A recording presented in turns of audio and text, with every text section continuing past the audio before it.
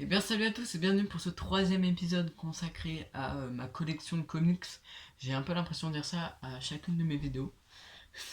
C'est un peu étrange, mais cet épisode euh, il sera, je pense, peut-être un peu plus court que ce que je fais d'habitude parce qu'il y a moins de comics à présenter, mais je pense qu'il sera tout aussi bien et tout aussi enrichi.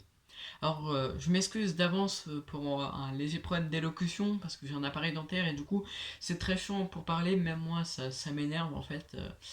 Enfin, j'en peux plus de parler comme un bébé donc excusez-moi, ce n'est pas de mon ressort si je parle comme ça et que je zozote des fois dans la vidéo. Voilà. Alors aujourd'hui, oui, je vous l'ai dit, j'ai 4 comics à présenter et un objet de la catégorie divers, comme je vous l'ai dit tout à l'heure. Et je pense qu'on va commencer avec cet objet de la catégorie divers, qui est Superman, l'encyclopédie de l'homme d'acier. Alors c'est vieux, ça date de 2002, donc à mon avis vous la trouvez plus. Mais si vous la trouvez, je vous la conseille vraiment parce que dans cette encyclopédie, je vais vous montrer des images. On a des choses vraiment très détaillées sur beaucoup de détails comme sur Superman, sur des persos un peu moins connus. Il y a un plan de la ville de Metropolis. Euh, voilà, c'est un plan officiel, hein, je tiens à le dire. Il y a des persos comme Steel, qui est un perso que j'adore, que vous pouvez voir dans la série DC Legend of Tomorrow. Sur Netflix, je vous la conseille, elle est plutôt pas mal. La première saison en tout cas. Et après, ça parle de beaucoup de persos un peu moins connus et qui sont dans les comics, mais les vieux et qui du coup sont pas très connus. Voilà, Bizarro, je pense que tout le monde connaît. Catadora, Darkseid. Bon. J'essaie de vous montrer des pages, on va dire, avec des persos qu'on connaît pas. Et l'encyclopédie est en fait assez grande, donc on voit que il y a de la matière, c'est très détaillé. Alors, vous la trouvez pas en neuf dans le magasin, je pense pas. Enfin, si vous la trouvez, vous avez vraiment de la chance. Mais si vous avez l'occasion de la trouver dans une brocante, dans un vide-grenier, dans quelque chose comme ça, vraiment prenez-la parce que ça vaut le coup. Vous allez apprendre plein de trucs sur Superman. Genre, vous lisez ça, c'est bon, vous êtes un expert sur l'homme d'acier. Et c'est pas comme beaucoup de livres, comme j'ai pu présenter, je sais pas moi, la Ligue des Justiciers. La grande imagerie, etc. Non, là c'est vraiment une vraie encyclopédie avec vraiment plein de trucs, donc vraiment je vous la conseille. Et vu qu'on est parti sur du DC Comics, je pense qu'on va continuer avec DC Comics. Ça me gave. Ça se voit ou pas que je bug quand je parle. Mais du coup, ouais. On va parler de Justice League Rebirth, le tome 1. Alors c'est un tome assez court, je pense que vous pouvez le lire d'une traite. Au niveau des dessins, c'est du DC Comics quoi, c'est très joli, c'est très beau à voir. Mais alors un nouveau personnage, un nouveau Superman, puisque pour ceux qui ont suivi la série Superman, il était mort et donc il revient. Euh, Enfin, je veux pas vous spoil, mais il y a un nouveau Superman qui revient dans le Rebirth. Donc si vous lisez les comics, vous le savez très certainement. Voilà, il y a les nouveaux Green Lantern, donc ils sont deux. Il y a Jessica et je sais plus comment il s'appelle l'autre. Mais voilà, une fille et un gars. Il y a Aquaman, bref, je vous présente pas la Justice League. Alors, l'histoire, elle est assez compliquée, je vais essayer de la faire courte. En gros, c'est les êtres humains qui sont manipulés euh, par des espèces d'entités de forces supérieures. Je vais essayer de vous trouver une image de ces forces supérieures. Et ces forces supérieures veulent en gros détruire le monde, quoi. C'est assez compliqué parce que, en gros, les humains vont former quatre grandes entités, quatre forces. Euh, L'histoire est vraiment assez compliquée en fait. C'est très. J'ai envie de dire, c'est très Marvel Cinematic Universe parce que c'est vraiment quelque chose de hors norme, vraiment quelque chose de fou. Voilà, les entités sont là. Donc en fait, les humains vont se rassembler pour former ces espèces d'entités là. Voilà. Donc c'est un peu compliqué, c'est un peu tiré par les cheveux. Après bon, c'est de la Justice League, donc forcément il fallait qu'il y ait un événement d'envergure mondiale pour que la Justice League intervienne. Mais quand je dis c'est un peu marvelien, c'est un peu vrai. C'est parce que Marvel Cinematic Universe, c'est tout le temps des trucs qui explosent de partout. Voilà, je pensais à Thanos. Là, récemment, j'ai vu Avengers Endgame, revu, pardon. Voilà, c'est que ça, c'est la destruction. Et ben, Justice League Rebirth tome 1, c'est pareil. Alors, par contre, au niveau de l'ennemi qu'il y a, j'ai pas du tout été fan. Voilà, je vous le dis, vous faites ce que vous voulez, mais moi, l'ennemi en fait de ce premier tome, voilà, ne m'a pas intéressé du tout. Après, bah, je compte continuer la série quand même, hein.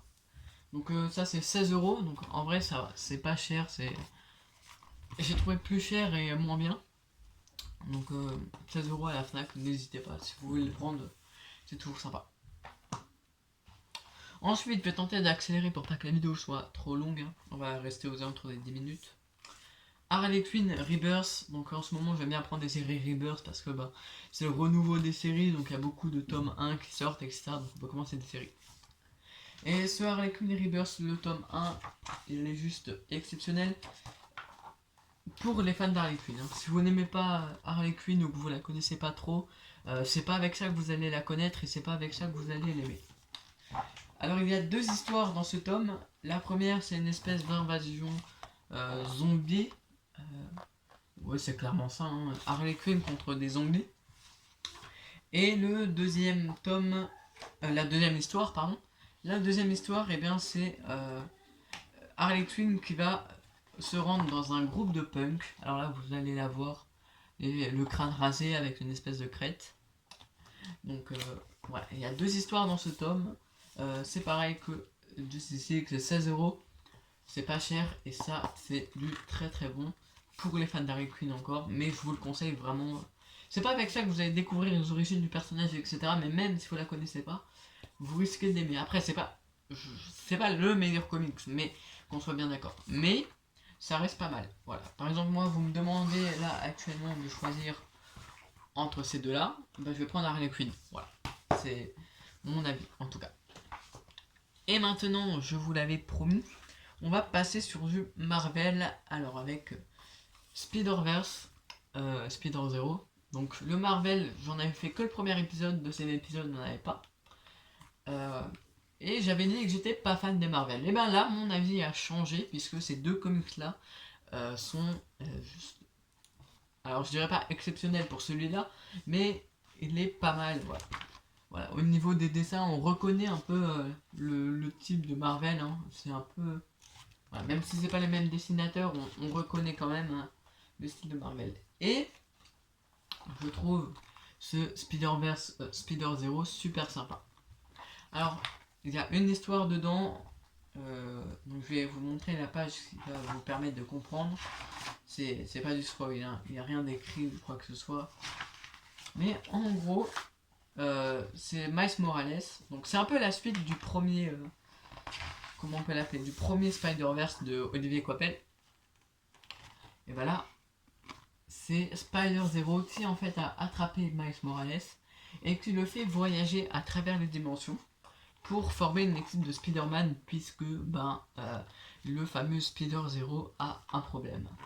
Et il va falloir une équipe de Spider-Man pour régler ce problème. Et alors on va voyager dans plein de dimensions. On aura cette dimension en noir et blanc qui est plutôt pas mal. On a la fameuse... Bah tiens voilà, ça c'est Spider Zero. On aura la dimension avec Tante May qui est Spider-Man, donc là c'est Carnage. Carnage ou Toxine, je sais plus. Dedans il y a d'autres héros, Daredevil par exemple. Et voilà. Ça c'est certainement mon moment préféré. Donc en mode cowboy, etc. En mode western. Enfin voilà. C'est un petit peu la suite non officielle de Spider-Verse. Enfin je sais pas trop, je suis un peu paumé. Premier tome de Spider-Verse, donc qui est disponible en Marvel Must Have. Voilà. Donc ce comics a coûté 18 €, donc c'est plus cher que les deux précédents, mais il est assez récent. Les épisodes 1 à 6 sont sortis en 2019, donc lui il a dû sortir 2020, peut-être même 2021, donc c'est du très récent. Voilà.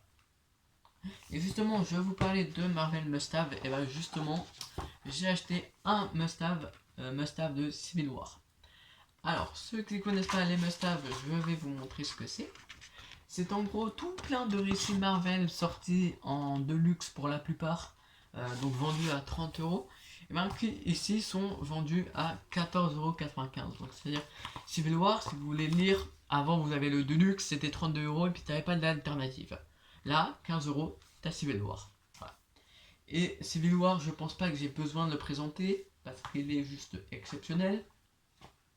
C'est en gros typiquement deux équipes de super-héros qui s'affrontent parce que les super-héros doivent se recenser auprès du Shield. Hein, je le dis en gros parce que soit tout le monde l'a lu, soit les gens qui l'ont pas lu doivent absolument le lire. Et dans ce cas, je veux pas spoiler ces personnes-là. Mais c'est vraiment un truc de ouf. Genre vraiment ce Civil War, il est trop bien. Alors, il y a des personnages là-dedans. Je pense à Spider-Man, donc Peter Parker cette fois-ci, qui sont mais plus qu'attachants là-dedans. Genre, ils ont pris cher, mais voilà. Par exemple ça. Ah, vous savez quoi, je le mettrai dans la miniature cette image. Elle est trop belle. Mais voilà. En tout cas, les must-have, je vous les recommande. Donc moi, j'en ai pas trouvé beaucoup. J'ai trouvé Civil War, j'ai trouvé les 4 fantastiques. Je sais plus comment ils s'appellent, mais un 4 fantastique.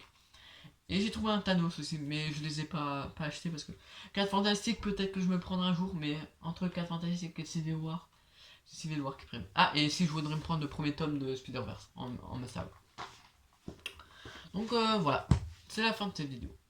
Donc si vous avez quelque chose à me dire par rapport à cette vidéo, des erreurs que j'ai pu dire, etc., n'hésitez pas à me le faire dans les commentaires.